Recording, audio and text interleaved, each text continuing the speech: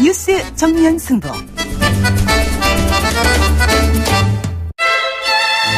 시간이 흐릅니다. 우리는 그 시간으로부터 무엇을 되찾을 수 있을까? 삶의 가장 빛나는 순간이 우리 곁에 더 오래 머무르기를. 인간의 시간을 연구하다. 메디톡스. 당신의 랜드로버는 시간이 지나도 그 가치가 확실히 지켜져야 합니다. 랜드로버가 보장하는 랜드로버 인증 중고차 서비스 트레이드인 프로그램. 보유하신 랜드로버를 최상의 조건으로 팔고 신차 구입 시 특별 혜택까지 누리시기 바랍니다. 전국 랜드로버 공식인증 중고차 전시장에서 만나보세요. 우리 가족 인사돌 이야기. 혈압도 괜찮고 내시경도 괜찮고. 치아 나이 35세? 우와, 우리 엄마 청춘이네. 잇몸이 좋아지긴 했나봐. 챙겨줘서 고마워 우리 딸. 너는 괜찮지? 잇몸에도 나이가 있습니다. 사랑으로 챙겨보세요. 사랑을 담은 선택 인사돌 플러스 동국제약. 초면에 실례지만 스키 타러 용평 가실래요? 초면에 실례지만 올겨울엔 선수들만 탈걸요. 우리도 선수잖아요. 용평 리조트 선수 입장. 동계축제 기간에도 용평은 문이 활짝. 썸 타는 선수도 입장 가능합니다. 스키 시즌권이 34만 원? 용평 리조트. LG V30. 너와의 일상을 영화의 한 장면처럼 찍는 순간 영화가 되다. 새로움 여기서부터. LG V30. 원하는 음악을 듣고 싶다면? 기가진이 신나는 음악 틀어줘. 주식 정보가 궁금하다면? 진이야, 국내 시황 알려줘. 코스피는 외국인과 기관의 매수세가 강화되며 말 한마디로 주식 정보에서 음악 감상까지. 인공지능 TV 기가진이. 피플 테크놀로지 KT. 가입 문의 100번. 돌려보고 비틀어보는 오늘의 이슈. 뉴스 측면 승부. 네, 뉴스 측면 승부. 오늘은 정주식 직설 편집장과 함께합니다. 어서 오세요. 안녕하세요. 네, 오늘 이슈는 뭔가요? 어제는 위태로운 남자 정진석 의원 이야기를 했었는데요. 네. 오늘은 위기의 남자 이명박 전 대통령 소식을 가져왔습니다. 아, 위태로운 남자와 위기의 남자가 어느 쪽이 더 위험한 건지 모르겠네요. 그래, 어감이 조금 다른 걸로. 네. 네. 어제 오늘 국군 사이버사령부의 댓글 공작에 그 이명박 전 대통령이 직접 개입했다는 내용의 문건 2건이 공개가 됐습니다. 네. 어떤 겁니까? 먼저 어제는 그 전 국군 사이버사령부 530 단장이죠. 그 이태하 씨가 지난 2013년 10월 새정치민주연합 김광진 의원실의 강동기 보좌관을 만나서 대화한 내용을 시사인이 단독 입수해서 공개를 했는데요. 이 녹취록을 들어보면 그 사이버사령부 심리전단의 보고가 온라인 보고 시스템을 통해서 청와대로 들어갔다는 증언이 담겨 있습니다. 아, 그렇습니까? 구체적으로 어떻게 대화를 나눴나요? 네, 강동기 보좌관이 이렇게 묻습니다. 초대 단장으로 지금까지 업무를 했는데 지금까지 청와대에 한 번도 보고한 적이 없나라고 물었더니 그 이태하 씨가 업무 관련해서 상황 보고는 저걸로 보낼 수 있다. 상황 보고 들어간다. 당연히. 네. 강동기 씨가 그건 누가 보고하냐라고 묻자 이태하 씨가 보고가 아니라 망으로 들어간다. 시스템이라고 답을 했고요. 아, 예. 강동기 씨가 지금은 어떠냐라고 물었더니 그러니까 2013년 10월 이야기죠. 그러니까 이태하 씨가 지금도 마찬가지로 시스템에서 들어간다라고 답을 했습니다. 네. 그러니까 이 얘기가 뭐냐면 이태하 단장이 2010년부터 2013년까지 그 단장 530 단장을 맡고 있었으니까요. 그러니까 이명박 정권부터 박근혜 정권 초기까지 그 청와대로 그 댓글 공작과 관련된 보고들이 들어갔다는 이야기가 그러니까 2012년 대선 관련한 댓글 공작 활동도 이분이 그러니까 그렇죠. 주관했다는 거죠? 그렇죠. 이분이 아주 핵심 인물이었겠죠. 아, 예. 네. 보고는 확실히 들어간 게 맞다. 그러면 이제 보고받은 쪽에서 내가 보고받은 거 맞습니다. 라고 이제 실토를 하면 되는데 실토를 잘 안 하시겠죠? 그렇죠. 예. 실토를 할 수 있게끔 이제 수사가 들어가야겠죠. 그리고 이제 사이버사령부가 국가정보원으로부터 뭐 특수활동비 네. 받아 쓴 거 이것도 사실은 증언이 좀 나온 거죠? 네. 특수활동비다 이렇게 뭐 콕 집어서 이야기를 하진 않았는데요. 네. 이태하 전 단장이 이렇게 증언을 했습니다. 국정원의 전반적인 정보 예산을 가져다 쓰는 경우는 있지만 업무를 가지고 통제를 받는다거나 승인을 받는다거나 그런 건 없다. 국정원 예산은 사이버사령부에서 530단이 주로 쓴다. 그 돈으로 사업을 하지 운영비로 쓰지는 않는다. 그리고 영수증 다 청구한다. 아니 그 국정원에 영수증 청구하는 게 자랑인가요? 아, 예. 그러니까 어찌됐건 뭐 그 영수증이 남아있는 덕분에 네. 이번에 또 많이 또 드러나기도 했잖아요. 외곽팀들이. 그렇죠. 네. 이 얘기를 종합해보면, 그러니까 국군 사이버사령부가 국정원에서 외주를 받아서 일을 했다라고 증언한 셈이 되거든요. 그러니까 이 좀 조직이 큰 거대 외곽팀이었다 이렇게 봐도 그렇죠. 무방하겠네요.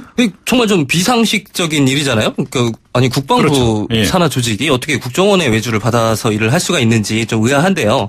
이게 어떻게 된 일인가를 좀 유출해보면 당시 그 국정원 댓글 작업의 지휘 라인이었던 이종명 국정원 3차장이 육사 35기였거든요. 네. 근데 당시 이분이 그 국정원으로 갈 때 말들이 많았어요. 이게 왜 그러냐면 그 현역 군인이 국정원 차장으로 가는 경우가 이게 역대 최초였거든요. 아, 그렇습니까? 그리고 그 댓글 작전의 지휘관이었던 연재욱 사이버 사령관 역시 육사 38기거든요. 그러니까 이것들을 종합해보면 이 댓글 공작, 이 두 조직이 공조를 이룰 수 있었던 중심에는 육사 라인의 어떤 공조가 있지 않았나 이런 추론이 가능한 대목이죠. 네, 그렇군요. 육사도 뭐 라인이 많아서 뭐 우리가 그동안 좀 들어본 바로는 맞아요. 독사파도 있고 어떤 파인지 모르겠습니다. 알자회인가요? 네네. 아주 뭐 그쪽 동네 아주 좀 복잡한 것 같아요. 예. 오늘은 좀 더 확실한 증거가 나왔습니다. 아, 어떤 겁니까? 민주당의 이철희 의원이 2012년 3월 10일자 사이버 사령부 관련한 그 청와대 협조 회의 결과라는 문건을 오늘 공개를 했는데요. 네. 이 문건을 보면 BH는 그러니까 청와대는 국방부 입장에 동의하며 군무원 순수 증표는 대통령 지시로서 기재부 협조 시 대통령께서 두 차례 지시하신 사항임을 명문화 강조라고 써 있었고요. 이 문서에는 김관진 전 장관의 자필 서명까지 찍혀 있었습니다. 네.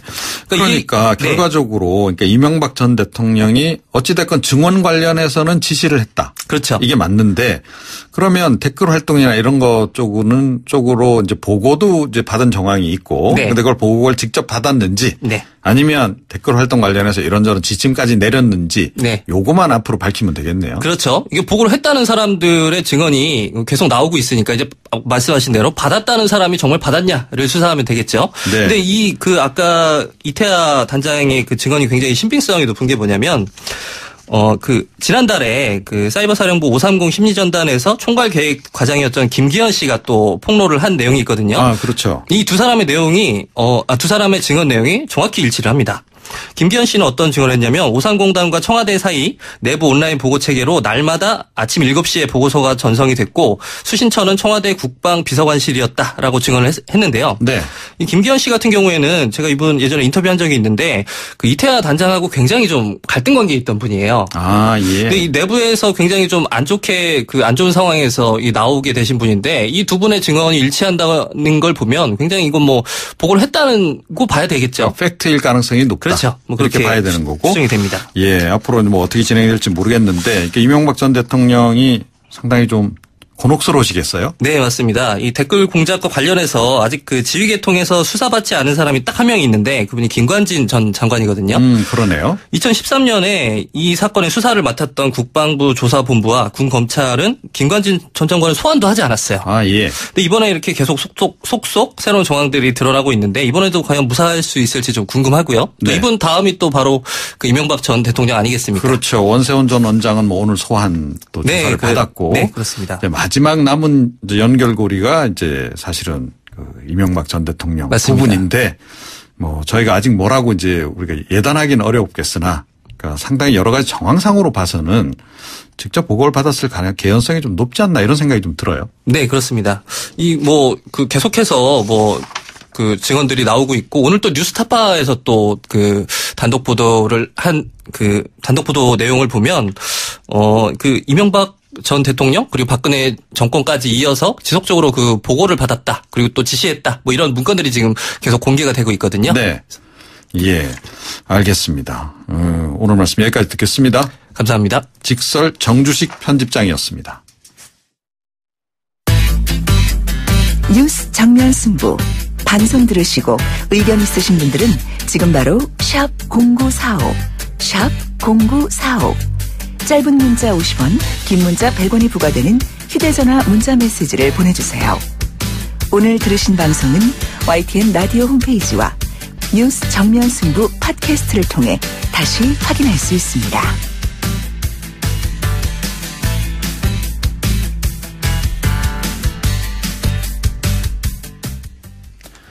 네, 진행자가 교체된 거 아니냐 궁금하신 분들이 좀 있으신가 봐요. 문자를 좀 보내주고 계신데요. 네, 지금 곽수정 교수가 가족과 함께 이 추석 명절을 새로 조금 일찍 미국으로 떠나셨습니다.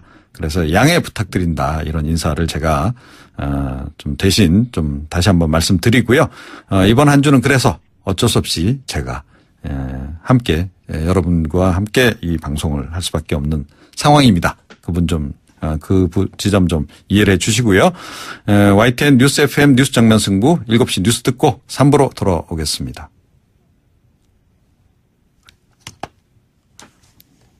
네. 예. 제가 좀 아직 진행이 좀 서툴러가지고 말이죠. 순서를 좀 착각을 했습니다.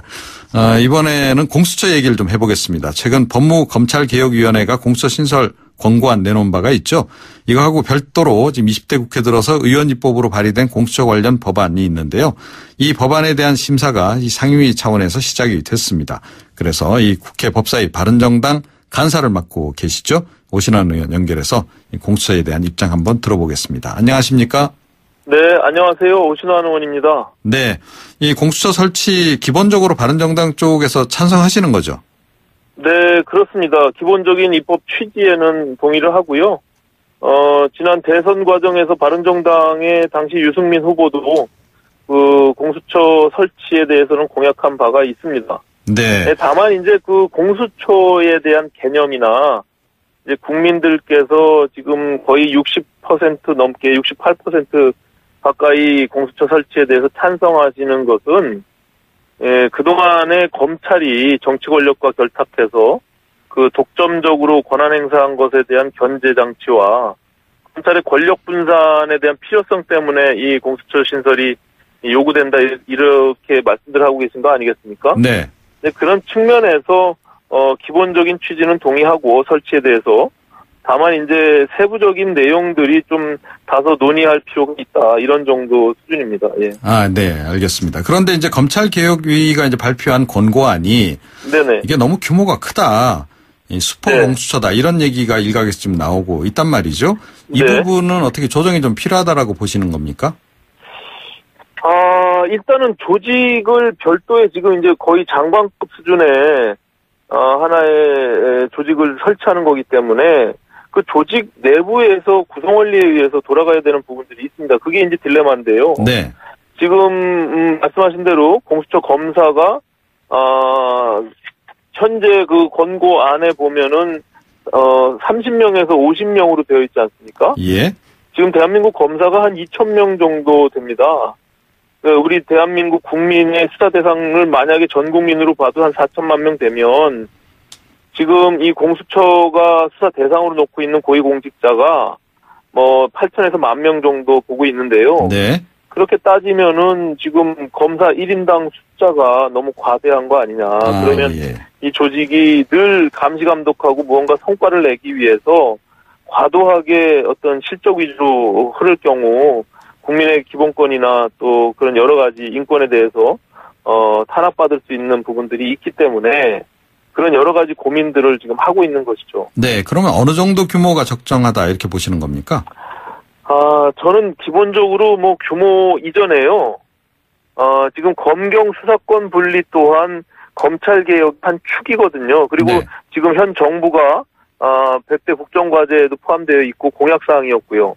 그리고 오래전부터 공수처 설치와 맞물려서 검경 수사권 분리가 더 중요한 어떤 아젠다로 진행되어 왔었는데 그런 측면에서 보면 지금 현재 공수처도 기존의 검찰이 수사하고 있는 방식들에 대해서 기본적으로 인식을 같이 하는 과정 속에서 설계가 된 것이거든요. 네. 그렇기 때문에 검경 수사권 분리를 우리가 염두에 놓고 봤을 때 지금의 공수처의 처장은 예를 들어서 검사, 판사, 변호사, 법조인만 하게끔 이렇게 규정되어 있는데 경찰이 그 수사를 하는 것으로 우리가 향후에 검경 수사권 분리를 놓고 보면 경찰 공무원 출신들은 왜 처장이 못 되는가? 이런 어떤 근본적인 문제의식을 갖고 있는 것이죠. 그래서 그 동시에 그 두 가지를 다 만족할 수 있는 그런 어떤 조직을 만들면 어떨까 하는 것이 제 기본적인 생각입니다. 네, 그래도 규모는 역시 중요하지 않겠습니까? 규모는 저는 한 30명 정도 수준으로 하는 게 좋겠다라고 하는데 지금 제가 말씀드리는 것은 좀 다른 내용이 있어서 제가 딱 단정지어서 말씀 못 드리는 것은요. 공수처 검사를 저는 만들자는 것이 아니라 지금 특별조사관, 공수처 검사라고 하는 권고안에서 제시한 것처럼 네. 그 수사만을 전담하는 특별조사관을 만들게 되면 그 규모가 30에서 50명이면은 뭐 적당하지 않을까 저는 이렇게 보고 있습니다. 아, 예, 알겠습니다. 예. 네. 그러면 좀 공수처장도 직급이 너무 높다거나 뭐 이렇게 지금 보고 계시는 건가요? 직급이 아니라 제한되어 있습니다. 지금은 그 권고안도 그렇고 3명의 국회의원이 제출한 그 법안에도 현재에서는 판사, 검사, 변호인, 그리고 법조인, 교수 뭐 이렇게 지금 제한되어 있는데 결국에는 수사를 만약에 경찰이 이제 전담해서 하게 되면 결국에는 경찰이 수사 전문가 아니겠습니까? 네. 그러면 경찰이 하나의 수사기구를 만듦에 있어서 지금은 원천적으로 배제되어 있거든요. 아, 예. 예, 그런 부분들을 포함해서 누구나 할 수 있는 자격 조건들을 좀 확장시키자라는 개념으로 말씀드리는 겁니다. 네, 알겠습니다. 네. 이 지금 이제 정부 아니라고 이제 봐야 되겠죠. 어찌됐건 이 개혁안, 권고안이 지금 나와 있고. 네. 지금 이제 네. 의원 입법 형태로는 사실 이미 제출돼 있었던 거 아니겠습니까? 그렇습니다. 이 예. 모든 거를 지금 법사위에서 종합적으로 지금 조정을 해서 최종안을 지금 만들 계획이신 거죠? 그렇습니다. 지금 정부는 현재 법무검찰개혁위원회가 권고안이라고 제출한 것은 결과적으로 법무부에 이제 공고를 하게 되는 것이고요. 네.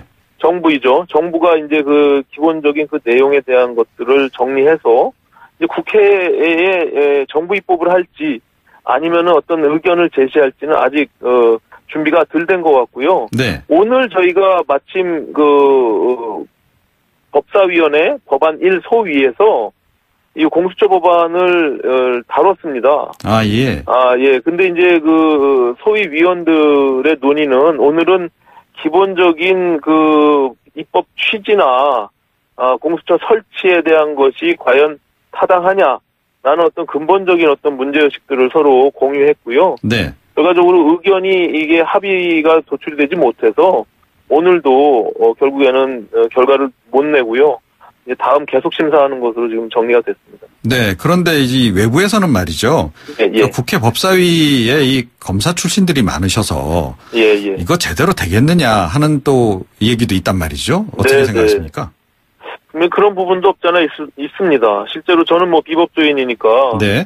예, 그 법조인들이 주로 구성되어 있는 법사위가 모든 이 법무검찰에 대한 개혁을 이끌어내는 데 있어서 뭐 일정 정도 물론 이제 그 중에 법조인들 중에서도 다른 생각을 갖고 계신 분들이 있고요. 아 예. 예, 꼭 법조인이기 때문이라기보다는 어쨌든 다소 그런 측면이 있는 것은 저도 인정을 하고요. 오늘 논의 과정에서는 아무래도 그 자유한국당 의원님들이 공수처 설치에 대해서는 다소 부정적인 의견들을 갖고 계십니다. 이제 네. 그 우려하는 사항들도 저희가 다 그것은 뭐 옳지 않다라고 보기는 어렵고요. 그 우려하는 사항들을 조금 걷어내면서 오히려 더 그 속에서 우리가 더 좋은 공수처 모델을 만드는 것도 하나의 과정이고 방법이 아닐까 이렇게 생각하고 있습니다. 네. 하지만 이제 자유한국당의 이제 홍준표 대표는 뭐 후보 시절부터 이걸 계속 반대를 해왔고. 네, 그렇습니다. 더군다나 지금 법사위원장이 또 자유한국당 권성동 의원이란 말이죠. 네, 네, 네. 그래서 이번에 이거 잘 진행이 되겠느냐 이야기가 그런 우려도 없지 않습니다만. 네, 물론 그런 부분들도 있습니다. 그리고 매번 어떤 중요한 사안들을 뭐 자유한국당 의원이나 또 과거 이제 지금 현재 여당이 된 민주당하고 의견들이 서로 충돌이 돼서 저희 법사위가 다수결 원칙에 의해서 표결하지 않는 그런 관행들이 있거든요. 아, 네. 예, 그래서 모든 뭐 거의 만장일치로 운영이 되다 보니까 잘 그 턱을 넘지 못하는 부분들이 분명히 있는데요. 네. 이것은 지금 말씀하신 대로 꼭 단 한 명의 문제는 아니라고 봅니다. 권성동 위원장이 이걸 맡고 있어서라기보다는 의견들이 지금 절충되지 않는 부분들이 분명히 여러 의원들끼리 좀 다른 부분들이 있기 때문에 네. 좀 좁혀나갈 필요는 분명히 있는 것 같습니다. 네. 그래도 자유한국당이 끝까지 반대를 한다면 네, 네. 나머지 이제 또 정당들끼리는 대체로 합의가 이루어졌다면 예. 어떻게 하시겠습니까? 이게 신속 처리 안건으로 지정해서라도 처리를 하실 예정이십니까? 신속 처리 안건인 게 이제 지금 국회 선진화법에서 좀 효율성을 좀 높이기 위해서 국회법 제85조의 2에 규정되어 있는데요. 이것이 이제 상임위원회에서 그 과반수가 서명해서 신속 처리 안건 지정 동의를 요하면 이제 상임위원장이 제출하고, 네, 그렇죠. 그 위원장이 무기명 투표를 통해서 5분의 3 이상 찬성할 때 그것이 일정 기간을 처리해야 되는 건데 180일 이내에 처리가 안 되면 이제 자동 본회의에 부의되는 그런 절차입니다. 네, 그래서 일단은 좀 부정적이신가요? 국회가 한 번도 그것을 이제 사용해 본 적이 없고요. 그것이 과연 이제 어느 정도 실효성이 있느냐에 대한 문제인데, 저는 공수처 설치에 대해서 기본적으로 찬성하는 입장이기 때문에 그런 부분들 포함해서 법사위에서 심도 있게 논의하도록 그렇게 하겠습니다. 네, 오늘 말씀 잘 들었습니다. 네네, 고맙습니다. 국회 법사위 바른정당 간사 오신환 의원이었습니다. 네, 7시 뉴스 듣고 3부로 돌아오겠습니다.